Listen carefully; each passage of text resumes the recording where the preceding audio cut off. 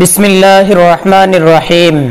একদা মদিনার এক ইহুদির কন্যা হযরত ফাতেমা রাদিয়াল্লাহু তাআলা আনহার বাড়িতে এসে তাকে বললেন, হে বোন ফাতেমা, তোমার সাথে আমার দীর্ঘদিনের বন্ধুত্ব।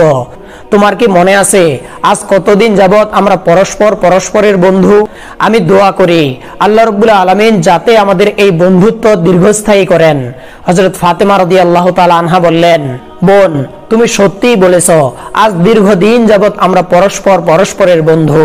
আর আমিও চাই আল্লাহ রাব্বুল আলামিন যাতে আমাদের বন্ধুত্ব দীর্ঘস্থায়ী করেন এবং আল্লাহ যেন সেই ব্যবস্থা করে দেন। এভাবে দীর্ঘক্ষণ সেই ইহুদির কন্যা হযরত ফাতেমা রাদিয়াল্লাহু তাআলা আনহার সঙ্গে আলাপ করার পরে তার বাড়িতে ফিরে গেল। বাড়িতে ফিরে যাওয়ার পরে তার পিতা তাকে বলল, আম্মাজান, আজ এক বড় শিল্পপতির ছেলের পক্ষ থেকে তোমার বিবাহের প্রস্তাব পেয়েছি। আমি খোঁজ খবর নিয়ে দেখেছি যে ছেলেটি তোমার বিবাহের পয়গাম পাঠিয়েছে সে দেখতে অত্যন্ত সুশ্রী ও সুন্দর এবং তাদের ধন সম্পদ ও প্রভাব প্রতিপত্তির কোনো অভাব নেই। তুমি যদি সেই ছেলেটিকে বিবাহ করতে রাজি হও তাহলে আমি মনে করি তোমার জীবন ধন্য হবে। ও আম্মাজান, তুমি কি এই বিবাহে রাজি আছো? ইহুদি কন্যা পিতার কথার উত্তরে বলল, আব্বাজান, আজ আমি আপনাকে এর কোনো উত্তর দিব না। আপনি দয়া করে কিছুটা বিলম্ব করুন এবং আমাকে সময় দিন। আমি আগামীকালকে আপনাকে জানাবো আপনার পছন্দের পাত্রকে বিবাহ করব কি করব না। কন্যার কথা শুনে ইহুদি বলল, ঠিক আছে আম্মাজান, আমার কোনো তাড়াহুড়ো নেই, তুমি ভেবে চিন্তে সিদ্ধান্ত নাও। এ ব্যাপারে তোমাকে আমি কোনরূপ জবরদস্তি করব না, বরং যে কোনো সিদ্ধান্ত নেওয়ার পূর্ণ স্বাধীনতা তোমার রয়েছে। পরদিন ইহুদি কন্যা হযরত ফাতেমা রাদিয়াল্লাহু তাআলা আনহার কাছে এসে বলল, হে বোন ফাতেমা, আমি যখন গতকালকে আমাদের বাড়িতে ফিরে গেলাম তখন আমার আব্বাজান আমার কাছে বিয়ের একটি প্রস্তাব রাখলো। তিনি বলেছেন যে ছেলেটি আমাকে বিবাহের আগ্রহ প্রকাশ করেছে সে দেখতে নাকি অত্যন্ত সুন্দর ও সুশ্রী এবং ধন সম্পদ ও প্রভাব প্রতিপত্তি কোনো দিক থেকেই তার কমতি নেই। আমার আব্বাজান আমার কাছ থেকে জানতে চেয়েছিলেন আমি সেই ছেলেকে বিবাহ করতে রাজি আছি কিনা। কিন্তু ও বোন ফাতেমা, তুমি তো জানো আজ আমাদের বন্ধুত্বের দীর্ঘদিন হলো। তোমার সাথে কোনো বিষয়ে পরামর্শ করা ছাড়া আমি কোনো সিদ্ধান্ত গ্রহণ করিনি। এটি আমার জীবনের সবচাইতে গুরুত্বপূর্ণ সিদ্ধান্ত।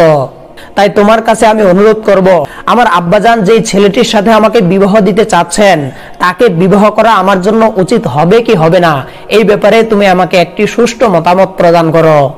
হযরত ফাতেমা রাদিয়াল্লাহু তাআলা আনহা বললেন, যেহেতু তোমার আব্বাজান বলেছেন ছেলেটি দেখতে অনেক সুশ্রী ও সম্ভ্রান্ত এবং প্রভাব প্রতিপত্তি ও অর্থ সম্পদ কোনো দিক থেকেই তার কোনো কমতি নেই, সেহেতু আমি মনে করি সেই ছেলেটিকে তোমার বিবাহ করে নেওয়া উচিত হবে।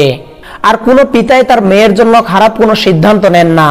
তখন ইহুদির কন্যাটি বলল, বোন ফাতেমা, তুমি যেহেতু বলছো তাহলে আমি এই বিবাহে রাজি আছি, কিন্তু আমার একটি শর্ত আছে। হযরত ফাতেমা রাদিয়াল্লাহু তাআলা আনহা বললেন, বলো, কি তোমার সেই শর্ত? ইহুদির কন্যাটি বলল, ও বোন ফাতেমা, যদি তুমি আমার বিবাহের দিন আমার বিবাহের অনুষ্ঠানে উপস্থিত থাকো কেবলমাত্র তাহলেই আমি এই বিবাহ করতে সম্মত হব। আর তুমি যদি আমার বিবাহের অনুষ্ঠানে যেতে অস্বীকৃতি জানাও তাহলে কোনোদিনও আমি এই বিবাহ করব না। তখন হযরত ফাতেমা রাদিয়াল্লাহু তাআলা আনহা বললেন, দেখো বোন, তোমরা ইহুদি আর আমরা মুসলমান, আর তুমি তো জানোই ইহুদিদের সাথে মুসলমানদের একটি কলহ লেগেই রয়েছে। বিশেষ করে আমার আব্বাজান মুহাম্মদ রাসূলুল্লাহ সাল্লাল্লাহু আলাইহি ওয়াসাল্লামের সঙ্গে ইহুদিদের অনেক বেশি কলহ। তাই আমি যদি তোমার বিবাহের অনুষ্ঠানে যাই তাহলে ইহুদি সম্প্রদায়ের লোকেরা তোমাকে নিন্দা জানাবে ও তিরস্কার করবে এবং সমাজে তোমার বেঁচে থাকাকে কঠিন করে তুলবে এবং তোমার ব্যাপারে তারা বিভিন্ন রকমের খারাপ মন্তব্য করবে। হয়তোবা মুসলমানরাও এ ব্যাপারে আমাকে তিরস্কার করবে। তাছাড়া তোমার বিবাহে আসবে বড় বড় শিল্পপতি ও ধনী লোকেরা। সেই সব ধনীদের মধ্যে আমি গরিব ফাতেমা গিয়ে তোমার অনুষ্ঠানের সৌন্দর্য নষ্ট করতে চাই না।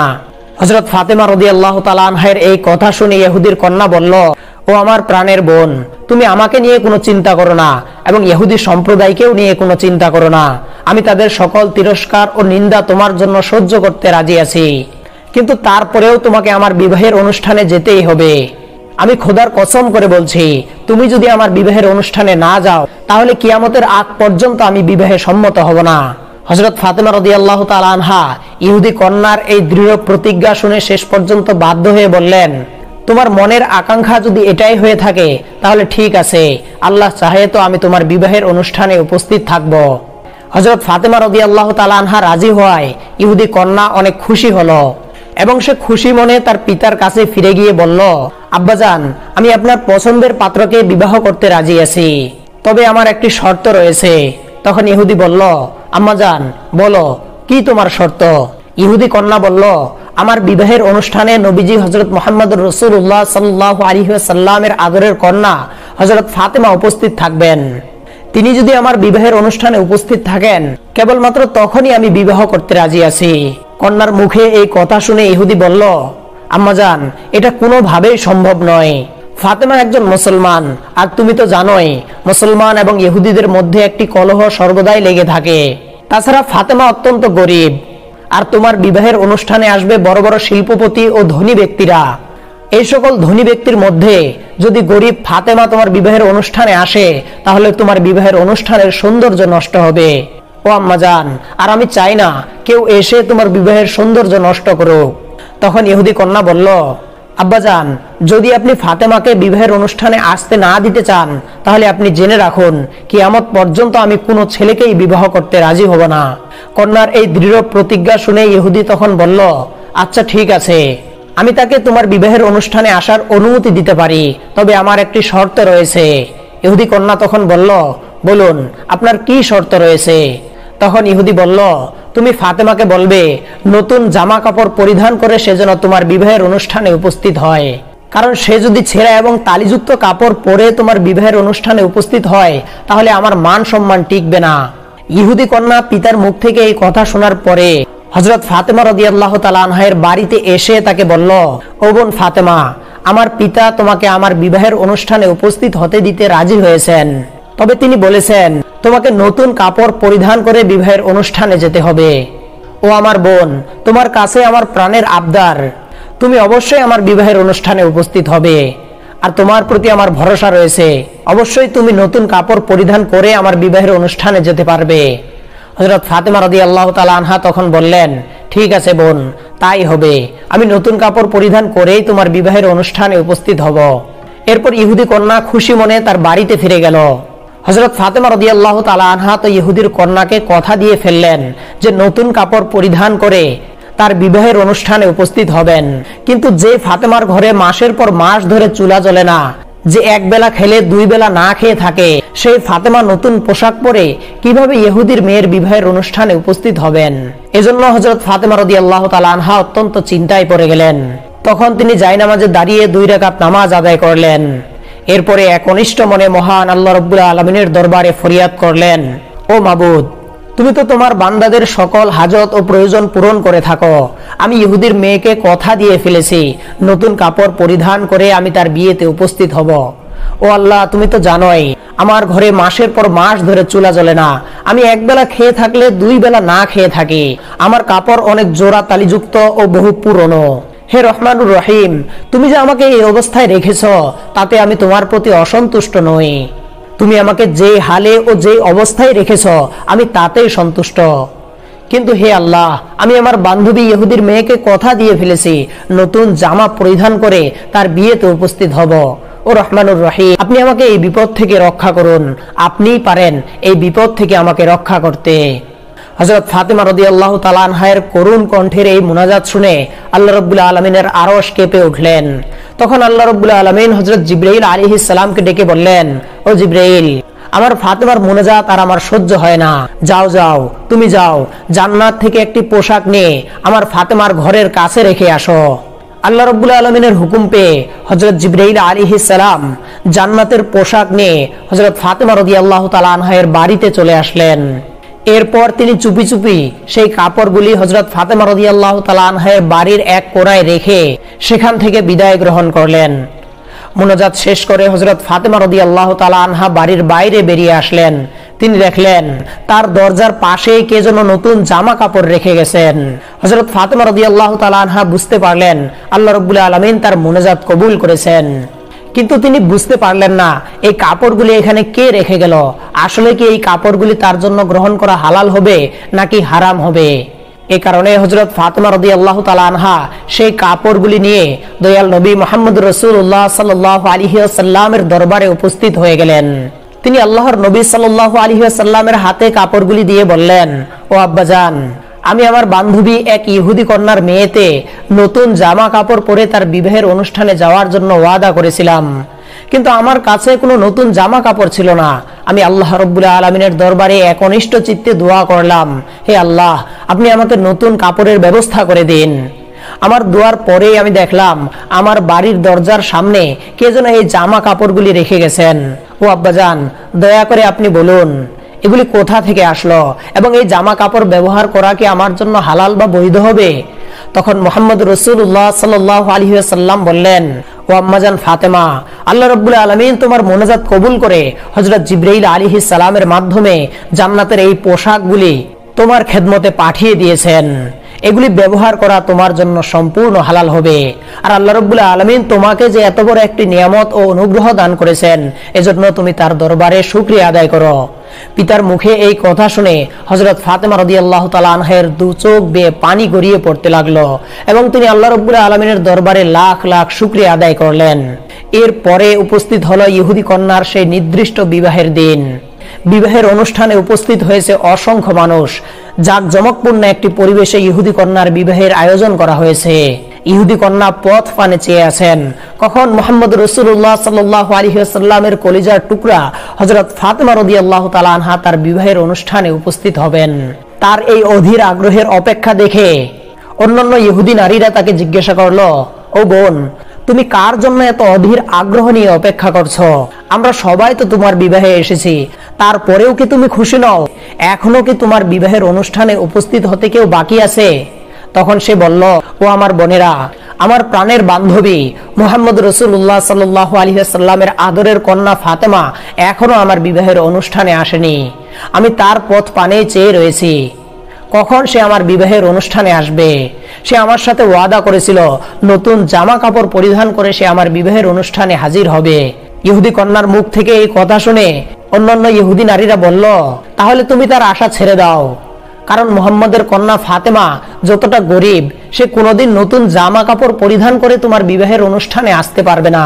তাদের কথা শুনে ইহুদি কন্যা বলল, তার উপর আমার পরিপূর্ণ বিশ্বাস রয়েছে, সে অবশ্যই আমার বিবাহের অনুষ্ঠানে আসবে, কেননা সে আমার সাথে ওয়াদা করেছে, আর মুসলমানরা কখনো ওয়াদার খেলাপ করে না।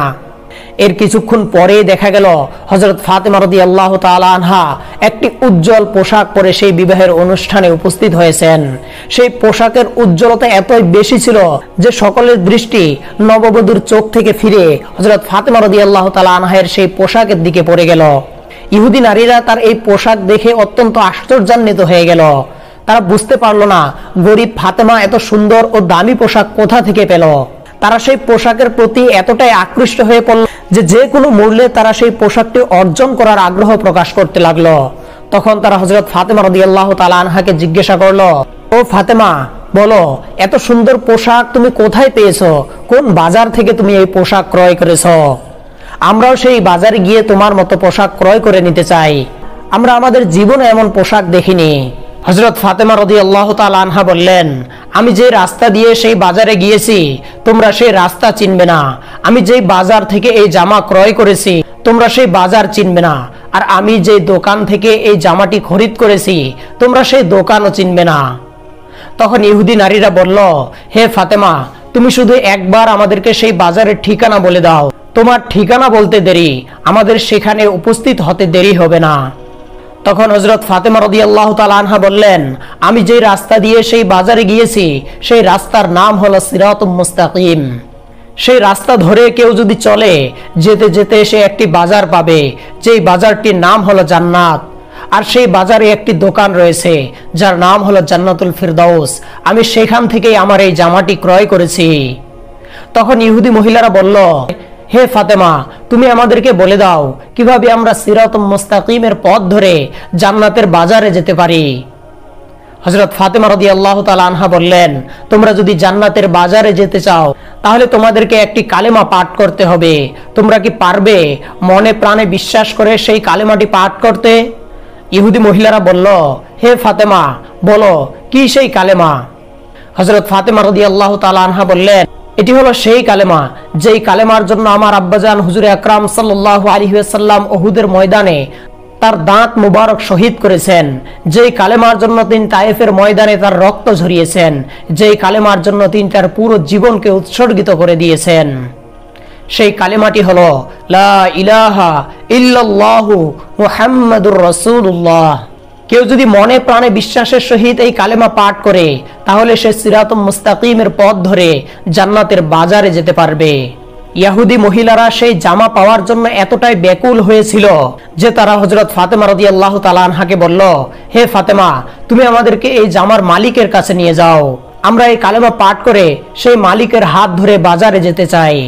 হযরত ফাতেমা রাদিয়াল্লাহু তাআলা আনহা বললেন, তাহলে তোমরা মনে প্রাণে বিশ্বাস করে আমার হাতে হাত রেখে পাঠ করো লা ইলাহা ইল্লাল্লাহু মুহাম্মাদুর রাসূলুল্লাহ। তখন ইহুদি মহিলারা হযরত ফাতেমা রাদিয়াল্লাহু তাআলা আনহা এর হাতে হাত রেখে ইসলামের দাওয়াত কবুল করলেন। আর এইভাবেই আল্লাহ রাব্বুল আলামিন তাদের সকলকে হেদায়েত দান করলেন। অপর একদিনের ঘটনা, একবার উম্মে আইমান রাদিয়াল্লাহু তাআলা আনহা কোনো এক কাজে হযরত ফাতেমা রাদিয়াল্লাহু তাআলা আনহা এর গৃহে গেলেন।